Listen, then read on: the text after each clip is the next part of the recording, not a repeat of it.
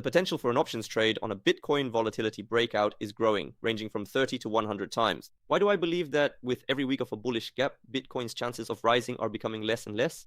Also, intermarket analysis, a breakdown of open interest, and the traditional analysis of the option strategy for the week. Hello friends, this is the Optionomics channel, and I'm your host, Roman Beshadovsky. And today, as usual, we will analyze what opportunities there are for making money on Bitcoin options. And we will start, as is tradition, with a review of the previous trade. Let me remind you that last week I opened a wide strangle at 68 to 59 on Bitcoin, expecting that the market might break out of this range, which is outlined here by the red lines. It's clear that the market ultimately didn't break out, and the movement was very dull, especially the movement over the last 3 days. And usually, this kind of narrowing, as I have said repeatedly, precedes a rather serious preparation for a volatility breakout. And if there had been some similar sideways movement in other markets as well, then in principle, I would have thought that, well, maybe Bitcoin will stay put for a while longer. But since there are, in principle, quite active movements happening in other markets at the same time, I believe that at the moment someone continues to unload Bitcoin, and in principle there are quite good chances. That is, if in previous reviews I said that I was counting more on growth, now I feel that the chances have evened out. Why? Because the S&P index has hit a new high, gold has returned to growth again, and oil has also gone above 80. At the same time, Bitcoin is stagnant. That is, if they were falling and Bitcoin was stagnant, I would be more optimistic about Bitcoin. But now it turns out that other markets are growing, while Bitcoin can't seem to rise. And this suggests that someone is selling during this time. So, in principle, it turns out that the background has already become optimistic, but at the same time, growth isn't happening. So, it turns out that just last week, I made a series of trades where I bought 10 options, 68 call options, and 59 put options. They ended up costing me a total of, well, the strangle itself cost $110. And unfortunately, it turns out that the total loss I realized on these positions amounted to a staggering $177,000. In total, if we now count the total number of losing trades, we will see 1, 2, 3, 4, 5, 6, 7, 8, 9, 10. So that's 10 trades in total. Since the last profitable trade, I've been on a losing streak. And you can see that clearly on the chart right now as well. Yes, this is what the chart looks like right now. For now, we are still quite far from the length of the drawdown that happened before. So the current drawdown has been going on for 2.5 months, while back then it lasted almost 4 months. And at the same time, in principle, we are currently at a fairly high level. So even if, let's say, there are about another 1.5 months of losses now, I think in the worst case scenario, I could drop to somewhere around this area. Although what actually makes me very happy right now is that back then the volatility was more expensive. So the volatility at which options are being sold right now, well, the same volatility was observed at approximately this point, and even now options are costing slightly less. A little later, we will look at the option prices, and you will see that the prices are becoming more and more favorable. And most importantly, the range that needs to be broken through in order to have a profit on such a position is also becoming narrower. So let's look at a practical example. If the previous trading range I bought into was between 68,000 and 59,000, that implies a fluctuation of roughly plus or minus a certain amount. Now, if we calculate the center point of that range, let's say it sits right around 63,500, then it would have been absolutely necessary for the price to move by at least 4,500 in either direction for these specific options to finally become profitable for me. And now today, I'm going to buy the 67 strike options against 59. So the distance will be 8,000, and it only needs to move 7% in either direction, so that accordingly this position could yield some profit. So we've analyzed the previous trade. Now let's move on to market analysis. What do we see?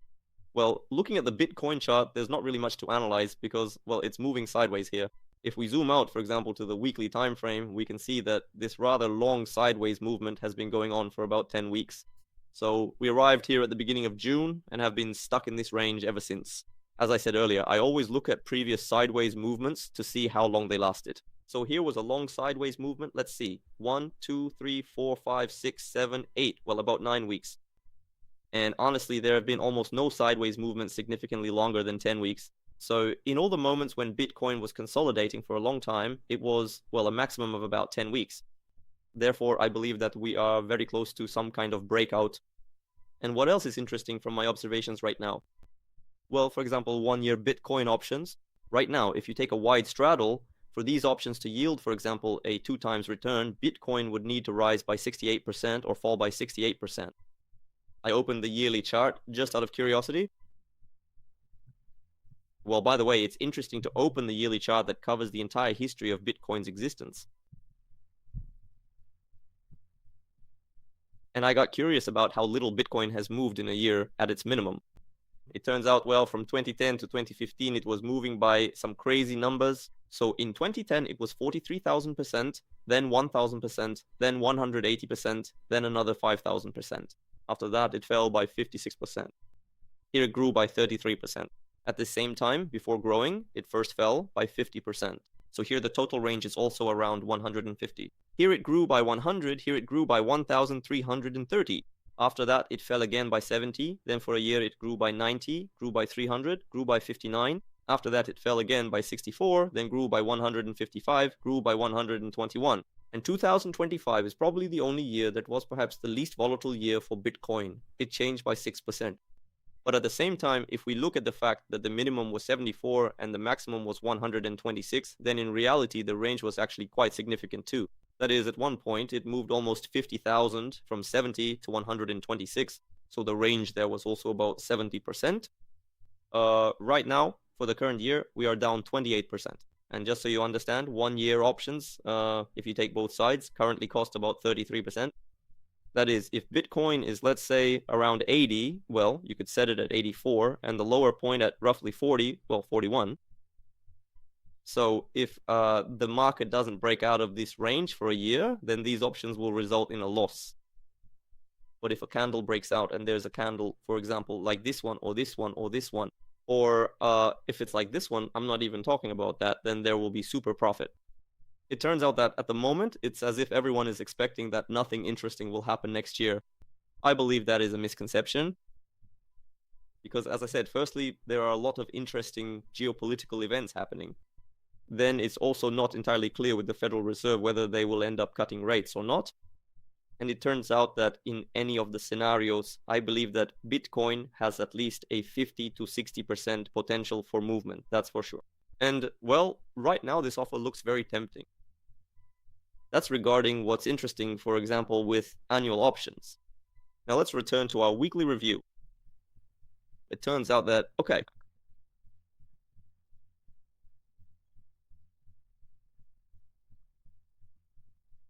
at the moment, we are in a narrow sideways range, and I still expect that Bitcoin has a good probability of breaking out of this range. I think that for this week, I will bet that it might go above 57. Downwards accordingly, I will leave it below 59. And if for all the previous weeks, I assumed that the probability of growth was higher, now I am slowly starting to lean towards the idea that maybe it's not. And now I will also explain why I think so. Out of curiosity, I looked at other instruments on a large scale, that is also the weekly one. So for example, the S&P 500 index, the main American index, it turns out that what we see on the weekly chart, we see that another all-time high has been reached.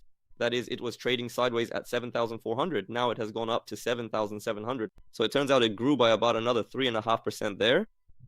Nasdaq, the technology index.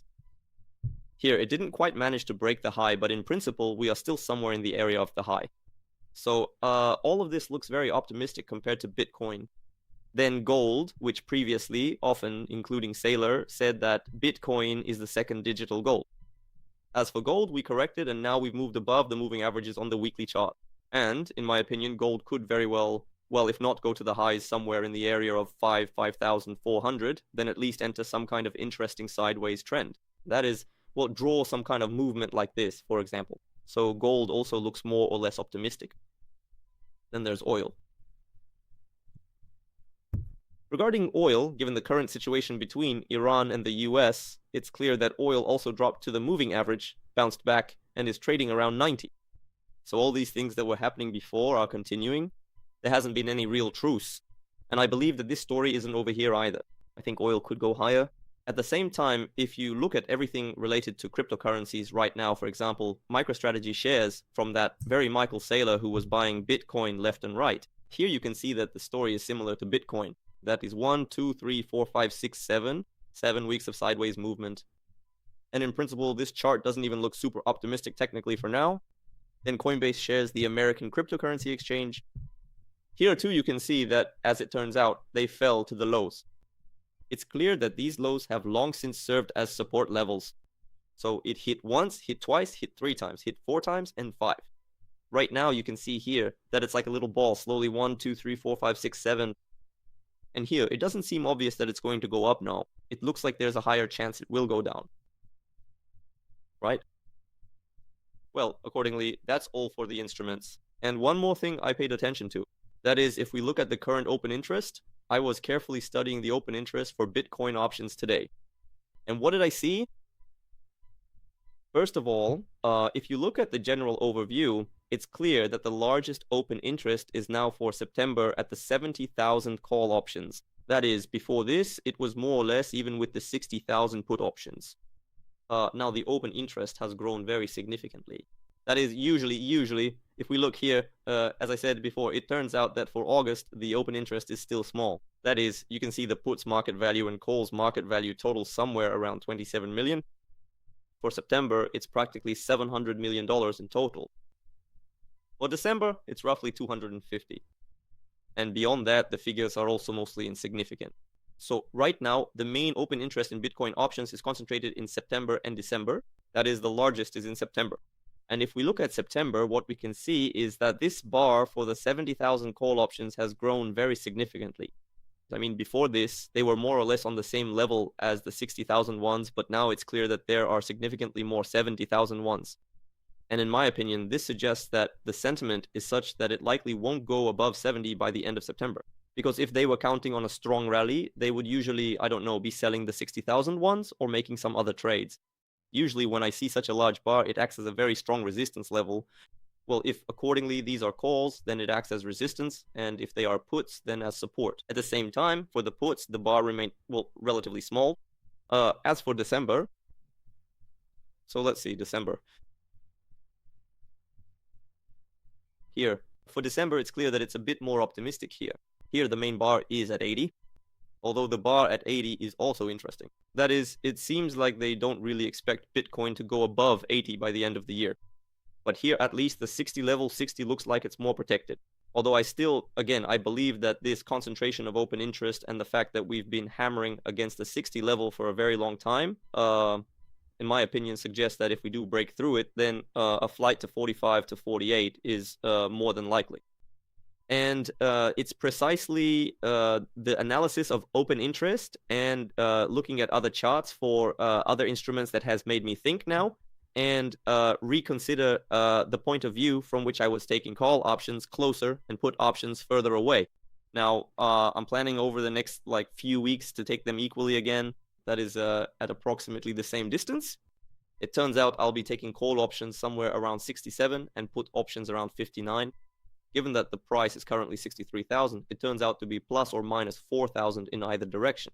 And accordingly, for me to make money on these options, I need the market to move 7% in one direction or the other. That is, if accordingly the market moves 7% up, that will be plus 4,200, meaning at 67,200, my options will already be in the green.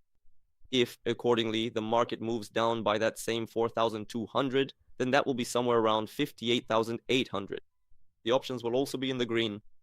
And let's look at my table right now, which I analyze periodically. And what do we see? So before this, I was setting a constant of 10% here because I was taking wider options and I needed a larger move. I saw that the maximum it doesn't move is like 27 weeks. The maximum without closing was 29 weeks. So right now, without closing at 10%, it's 10 weeks. Well, because 10 weeks ago, there was this week at minus 17% for Bitcoin, and that's why this counter was reset. But now I only need a move of 7%. So in principle, I'll already be satisfied. And if a 7% move occurs, I see that the maximum time without such a move was 11 weeks. The maximum time without a move closing by more than 7% was 16 weeks. What about now?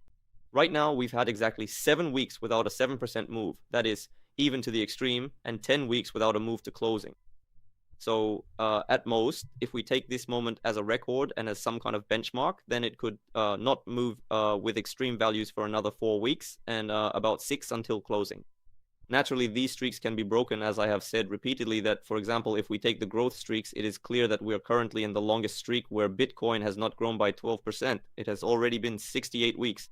Before this, the maximum was, as far as I remember, something around 34 or something like that. Let's check. Right. Right. It was 35 weeks before this, so now it's 68. Therefore, naturally, one must account for the fact that streaks can also be broken. And these charts that I made last week also show that if we take volatility to extreme values, then right now this volatility is at one of its minimum values. And by the way, I also wanted to show you on the Velo website. Actually, probably not on the Velo website, but I'll show you on the Block website now. On the Block website. That is right. Let's take a closer look at the data. Bitcoin and its volatility on the Block website are quite interesting.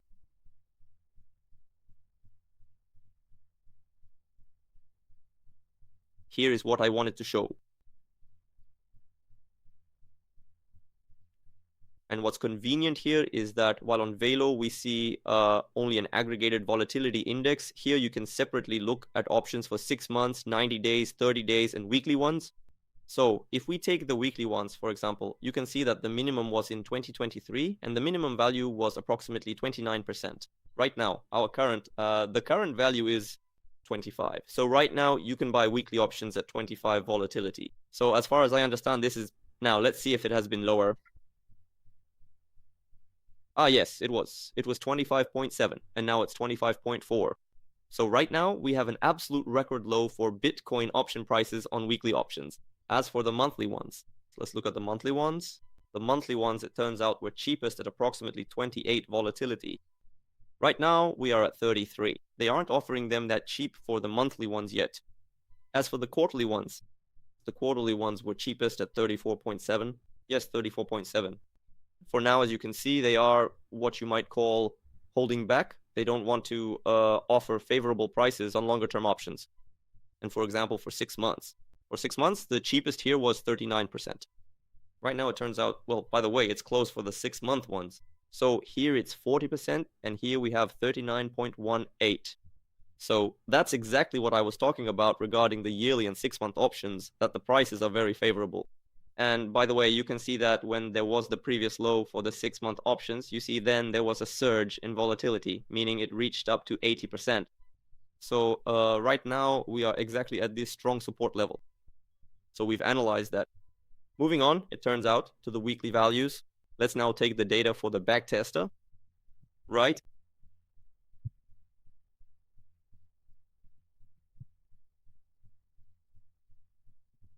Right? Just a moment.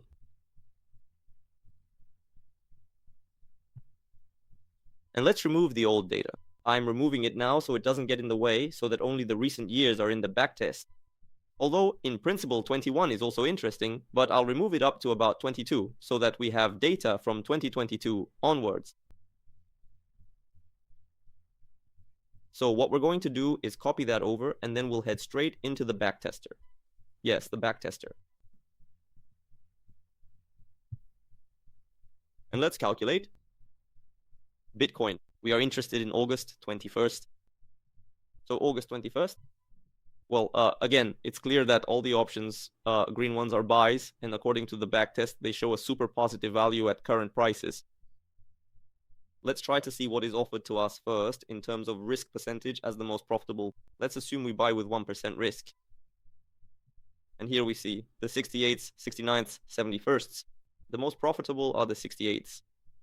The 68s would have brought us, if everything had been sold at such prices all the time, they would have brought us 2,500% if we had bought with 1% risk every week. These are calls. I believe that the 68s and 67s don't differ much right now. That is, the 67s cost $25, 25 and 15. Well, yes, of course, the difference in price is significant in principle, but I also consider 25 to be very cheap. That's why I'm looking at the 67s. They would bring in 2,300. Maximum drawdown 25, and here it turns out to be 2,500, maximum drawdown 26. Well, it's very similar. The 67s are closer, so that's why I like them more. Accordingly, I will add them.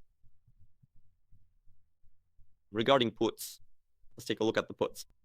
The 59s, and in second place, the 58s. Well, by the same principle, the 59s cost $60 and the 58s cost $40. In principle, the difference is small.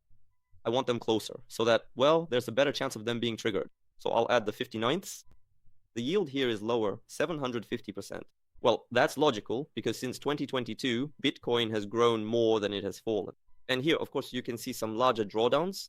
Interestingly, even in a normal market, puts would have yielded a profit. So we're adding them too.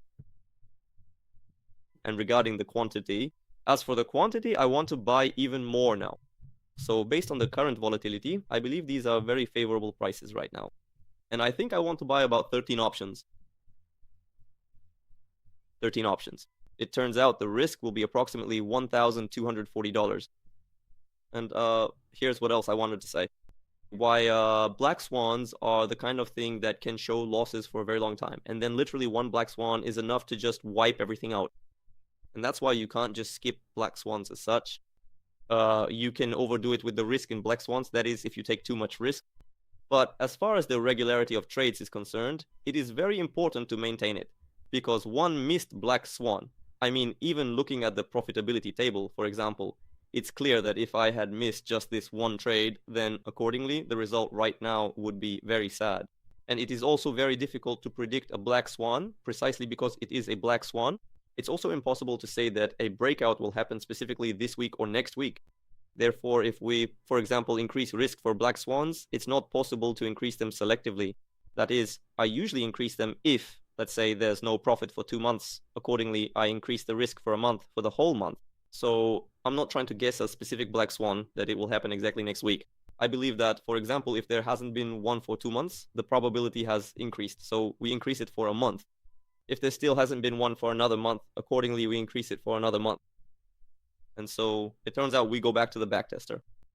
And so, for example, let's say why I currently believe there is a potential for 30 to 100 times returns. That is, with an investment of $1,200, if the market moves, for example, by that same 10%, well, 10% is approximately 56,700. 56,700. Here there will be a profit of plus 56,800 plus 28,000. That is roughly about 27 times. If the market moves, I actually expect it could quite possibly move 15%. So 15% is roughly another 3,300 down. That is, it's roughly at 53.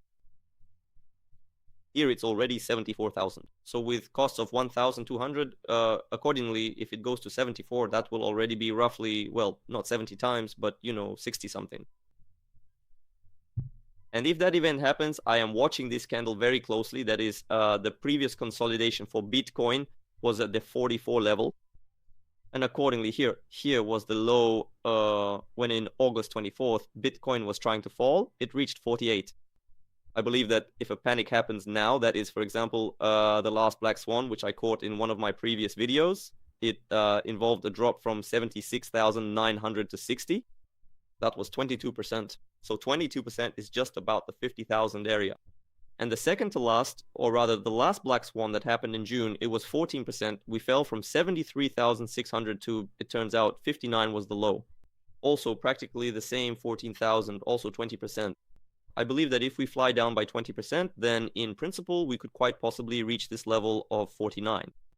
And if we reach 49, then here, of course, this is a super optimistic scenario for this strategy. Here it will bring, it turns out, 127,000 with an investment of 1,200. And usually catching such a Black Swan once every 2 years is very good, and it's enough then to be able to wait and endure losses for half a year just like that. So this is the position I plan to go into this week with. Actually, I have already opened the trade. Let's see at what price I opened it. The options cost me $85. I bought a little over 13, the 13th of March. And accordingly, I plan to go into next week with this position, right? Well, friends, I'm wrapping up my video here. Thank you to everyone who watched the video to the end. And as usual, I would be grateful if you supported me with a subscription, a like, or a comment. I also remind you that this video is not an individual investment recommendation. Make all trades at your own risk. And as usual, I only recommend not risking too much on any single trade. And next Sunday, we'll see what came of my position, and I'll see you then in a week. Thank you all. This was Roman Veselovsky. Bye.